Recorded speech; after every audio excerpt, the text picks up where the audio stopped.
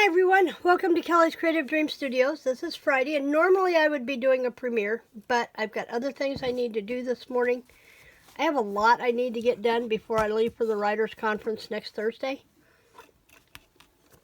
So I'm just going to do a short video. I took part in, or am taking part in, Carabrandoncreations.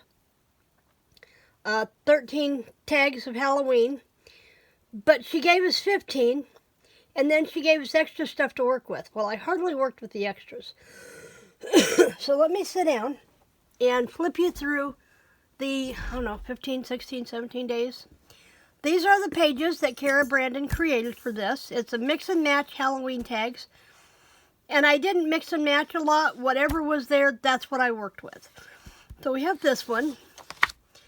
And this one, and I'm going to have to go back and reprint this one because I forgot to switch it to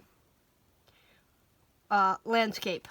I hope I remembered more of those, but that one I'll have to go back and fix. But that's what it looks like.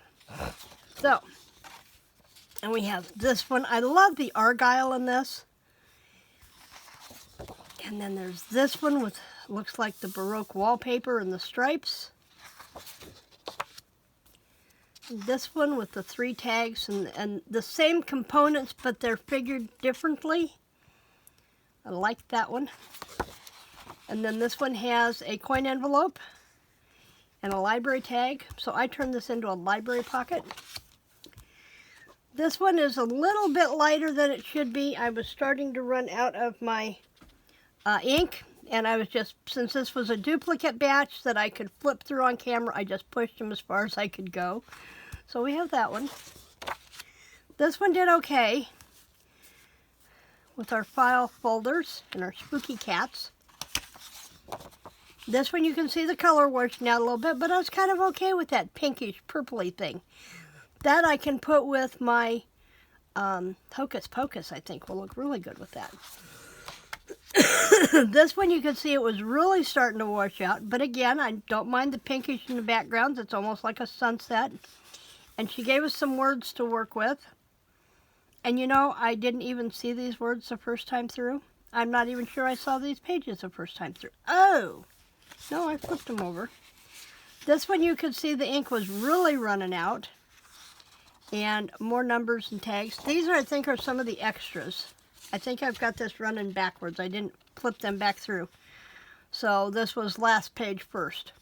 This one, it really went out, but I didn't mind. I kind of like those colors in other projects, and the witch, she looks fine too. So we're going to keep her. Then we had this one. And this one. Another coin envelope.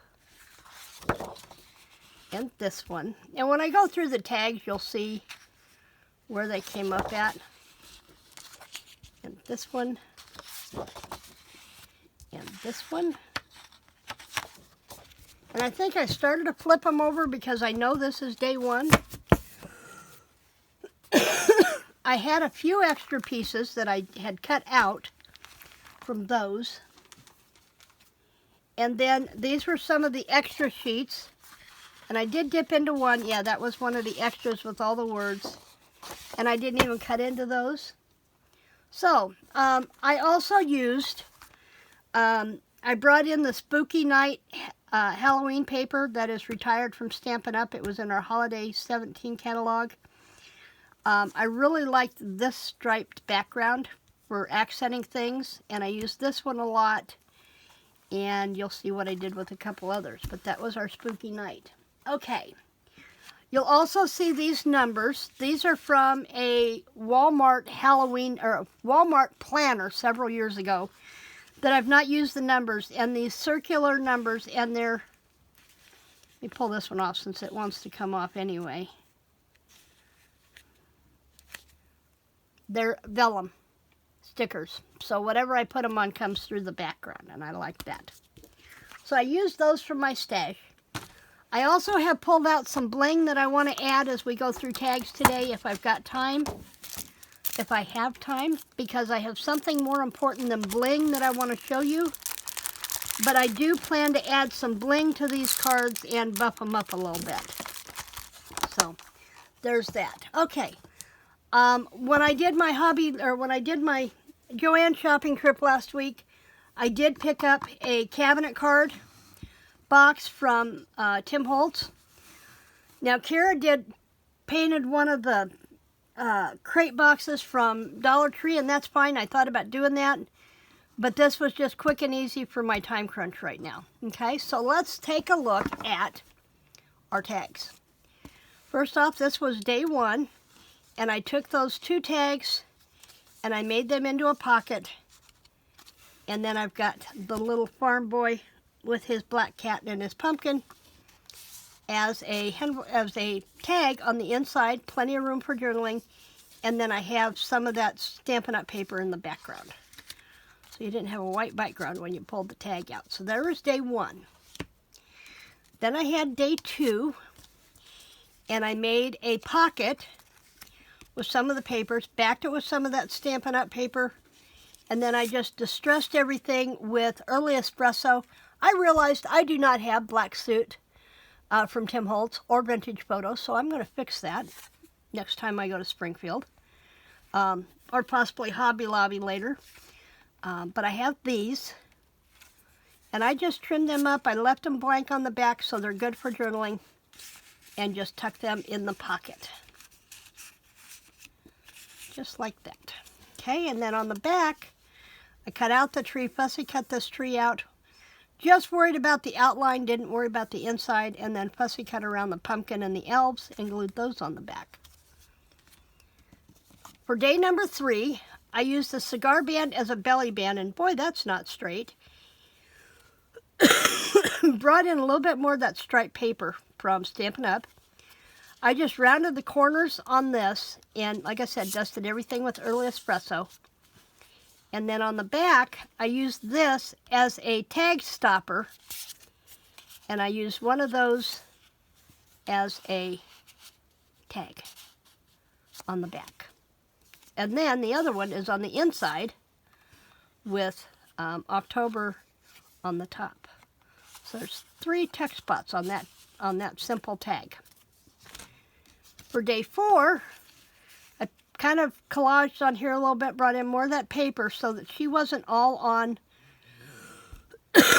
So when I cut her out, she had something more to pop up off of. And then I added some black ribbon trim that I have. And I'm going to show you a tip a little bit on doing the buttons.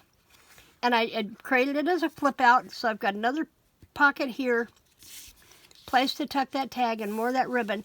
And when I show you the buttons, remember I have done the making my own chipboard buttons, and I don't know if you can see, but they are dimensional. I can't look in the camera, but they are dimensional because I have layered the single print of the button on the exact same size circles of about 4 pieces of cardstock to add them thickness. If you don't want something thick and you've got chipboard, you can peel some of the paper off. Well, this way you can make your own chipboard by adding more to it. And then I put that sassy little witch on her jack-o'-lantern on the back. So that was day 4. Then we have day 5, and this one I got a little more intricate with because we had those 3 tags. Remember I talked about how the same components just refigured on 3 different tags. I also brought in some Tim Holtz brads and added that to there. And what I did was I put the brads just through, let me get a pointer here, just through the paper, and then I clipped them off with a piece of my jewelry wire cutters so that they didn't extend out, and then glued them onto the tag so that when you opened it up, you didn't have the brad prongs on the inside. I've added a little lace. I used chat stickers from one of Tim Holtz's Halloween chat sticker books. Created a little tuck with one of the images from the digital kit just to tuck this in. And then I created my hinges with pieces of ribbon. And they're only like 1.5 inches or so across there, so that I could fold these in and tie them up with the ribbon. And that is day 5. And I will tie that later because we know that's not going to happen. Okay, day 6. Day 6 was our first coin envelope, actually a library card envelope. And again, I layered up a couple of dots from the Designer Series paper so that they were a little thicker. Held them together, put brads on them so they looked authentic. And then this one, I gotta figure out which way I'm going here. Stuck to my glue dots. I need to dust my glue dots so that they don't stick. Because I raised those up on glue dots so these would go in behind there. And then inside I've done a thumb notch, pop it and pull out our library tag. And I found this in Tim Holtz's chat sticker book, The Strange Story. I thought that was perfect for the library card. This was from the digitals, but I went back, it was plain white, so I went back and I did it with watercolor pencils. And then plenty of room to journal on the back about whatever strange story I've heard or read or want to tell. So that was day 6. Day 7 I made into a shaker card. You can see the spider there. And I've added sequins and glitter to the inside. And for the backing in that window, I used Tim Holtz packaging from his Halloween items that has a spider web shadow to it. And it says, "This fragile texture of a spider's web." And then I've got all the shaky bits in there amongst the spider. And then I put the 31 from the digital on the back. And it's done up with a strip of dimensional tape so that I can just pop that out from underneath, put the thumb notch there to get a hold of my tag. And then there's the tag that I made from the digital kit. I had to add the 25-cent tag on the bottom because otherwise it was going to disappear into my pocket. So there's that. And that's day 7. Okay, day 8. And I hope I'm staying in frame. I took the 2 file folders and left them separate. I may stitch them in the center so they become like a 4-page signature. But I added more of that lace. Stuff from the digital kit. I added the brads and dimensionals behind that. And then this one I added the black cats on the inside. Both of these came from Tim Holtz, a huge black cat and Watching and Waiting. And just plenty of journaling space on that one. So that was day 8. Day 9 is another pocket. I used part of the doily from there and added a sensitive soul. Because she look like a sweetheart. Little witch with her 2 little familiar kittens and spilling their saucer of milk. And then our owl and our little pumpkin head girl sitting on the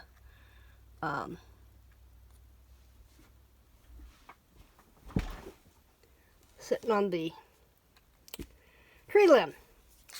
And they tuck into here along with this tag. And I didn't do anything with it except rough the edges, added some furry eyelash trim. And that's all I did there. So I've got that tag to write on the back of, the pictures to write on the back of if I want, and then I've got the decorative piece on the bottom. And this is what that orange and black stars supposed to look like, not the pink that I printed out. Okay, number 10. We thought she was lost in these very woods. And this is from the Stampin' Up! Paper. And so I just plopped her up in the tree. She's hiding from everybody. Added some lace. And then again, I brought those roses, fall roses up on that. So I could open that up. And on the inside, I have these 2 cards. And this one, I added some of that paper and a witch hat. And on this one, I just added a beautiful garden with the black fern. I love that. So that is number 10, I believe. Yep, number 10. So number 11 is all about our kitty cats. I had this ribbon from Recollections in my stash, and so I used it to seam 2 of the cards together. And then the 2 pieces of this, I cut them diagonal so I had pockets on the front and on the back.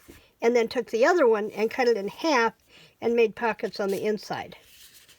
And then this one has, I believe you're scared, you know, because you've got that arched back black cat. And then these were from Tim Holtz, 54 Essex Street, funeral warehouse established in 1845. And then I've got a spare pocket back here for one of her extras. And that's number 11. If you listened to my video yesterday, you'll know my cough is much better. This is day number 12, another seed packet type thing with the, I added the lace. Didn't do really anything else to this except what was there. I did bring in one of those pieces here to put the number on. And this one I created, I punched out her circles plus a set from this orange, and I backed them so that they're reversed. So this orange is on the back of this one, and this brown is on the back of this one. And I just used a thread tie here to do that one. And I'm not sure which one's going to be the easiest to pull out. That one, because this one I have the thread glued to. And then I've got that little cute little pumpkin girl there sending Halloween greetings.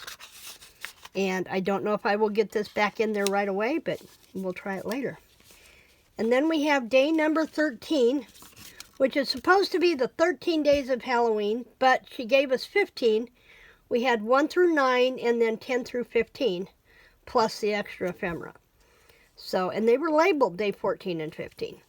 So I have this, and I added some sticky back lace trim that I had. Cornered this one, and I'll tell you, this is one of my favorite punches. One of my absolute favorite corner rounders. It's from Hobby Lobby. And they don't always have them in, so I try to grab a couple when I find them because I tend to lose them. Because they're so small. And then I raised it up on dimensionals. And then on the back, we have a tuck here that I put one of the cards on. And then this one, Night Falls, and there's our owls with 13 in Roman numerals from the chat stickers from Tim Holtz. And that's number 13. So that is our 13 days of Halloween. So let's progress and see. I have 14 and 15. So this is 14. This pumpkin was already colored in. Added in the sticky back lace. Happy Halloween and 14. I should have used that on 13, but it was part of the 14 page. So there we go. Added some more of that fiber eyelash trim, and I backed the tags with the Stampin' Up! Paper, and I used the seed thing here from the catalog, and then the extra tag, and the seed card from that digital. So I've got journaling space there. So that's number 14. Then we have number 15. And it came with 2 little pockets, so I put one on the front, and I put 15 right in the center of the clock. Time for treats. I thought that was perfect. And then the treats button that came with the kit. Added one of the numbered here. I can't get to any of my stamps hardly at all, or I'd have stamped a number in there. Right now, because what I had out and available to work with is now in the corner of the living room, waiting to come back in here, where we had to put it when we had to pull the sofa bed out for company for 2 weeks in a row. And then I got sick, so I've not done anything in here to get that put back. I'm hoping to do that this weekend. So then this tag, and then this I added to this. Added some of that sticky back lace and the treats button on the back of there. And then when you open it up on the inside, flip it over, I guess, there's some more of that doily. Farewell. And this guy is from the Sticky Chapbook, Henry A. Potter. An Unfortunate Ending. And I thought that was perfect for the last tag in the collection. Okay, now before I put these back, this video is getting a little long, but that's okay. As I was doing this, I found some tips and tricks I wanted to share with you, so I don't think we're going to get to the bling. Okay, so most of these are tips for cutting digitals. And I didn't see any of my butterflies that I had cut out. I must not have used them. But in one of the digitals, there is some butterflies. I have a couple of tips for you. When you're cutting out butterflies, don't worry about saving the feelers. Just whack them off, and you can replace the feelers with glue, pieces of baker's twine or black embroidery floss that you have run glue through, and then hang it up to dry. And if you want, do a whole spool of this. Hang it up to dry, and then you can go back and dust it with some powder, and they'll take the sticky off, but it will also hold its shape when you put something that small behind your butterfly. The other thing you can use is black craft wire, and you'll find that in your jewelry department at your craft store. Okay, so that was butterflies. Don't worry about the feelers. Cut them off. Everything else is relatively easy to cut around. Tabs. I do have one out. I'm not going to cut a new one.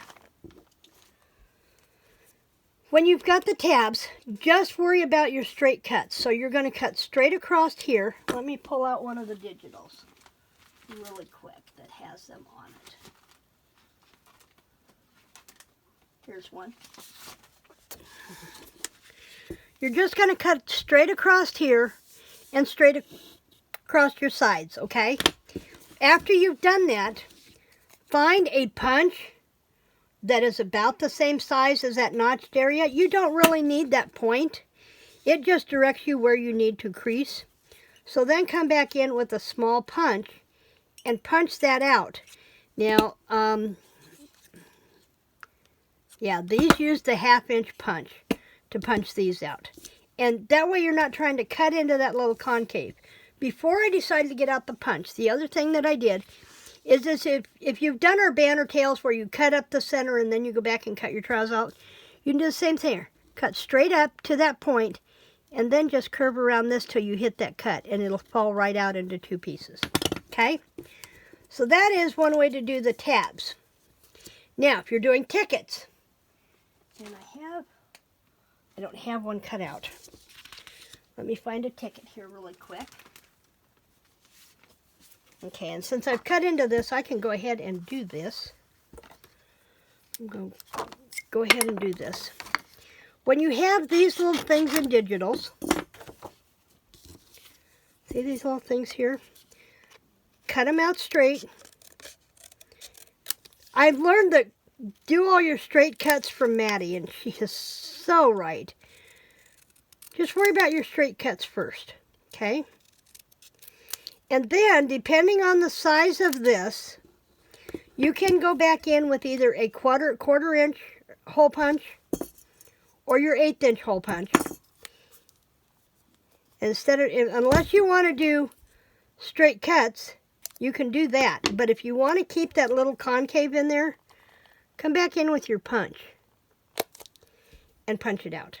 I went a little deep on that one, but I'm doing this without my cheaters. See, and you can just nip those out just like that. And that will do those for you. Okay. Just stuck my hand in the glue that I didn't have to use. But I think I had a piece of thread here I was going to show you, but oh well. So that's your tickets with the bite corners. Most of your standard size tickets will use a 1/4 inch punch. Okay, for circles, like these buttons. And I even did it on that one. Chances are you have a die or a punch in your stash that will do these. These buttons are 3/4 inch, I believe. Line it up in your punch. Try to get rid of as much of the white as you can. And you've just punched out your button instead of trying to go around and around and around with scissors. Any white that is left, this is where distressing comes in. Distressing can hide a multitude of those white spots that you don't want showing. And I just used the black because it was what was here, but could use any color there and dust that off. If you wanted to use an orange that would comparable, so it was all orange, you could do that. But distressing can hide a multitude of cutting mistakes. Okay, so that is my tips for you today. I will be back tomorrow with my first page, actually my first responsible page for the hashtag Oct Day 2022 with Cara with April at Pink Oddbird and Priscilla at Release the Craftin'. I will show you the page. We may even try to put the page together, and then I will do you the flip through of what I've done up to my day. So I have day 1 through 8 that I will hopefully be showing you tomorrow, but definitely day 8, and explain to you how this goes together. So in the meantime, remember to like, share, and subscribe. And which tip surprised you today? Let me know down in the comments below what tips surprised you or that you had not heard of before. Creative blessings.